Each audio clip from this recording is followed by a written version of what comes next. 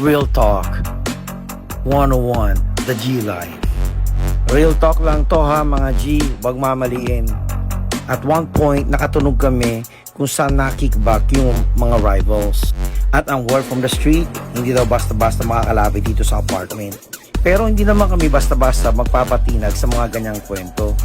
Binabaan namin, pero with precautions. Tinitignan namin kung paano papasukin at paano kami makakalabas. Hindi lang naman basta-basta pwedeng pumasok lang at tapos maiipit kami sa gitna. That's like suicide, diba? At yun, binabaan namin, and guess what? Andun sa terrace na kickback.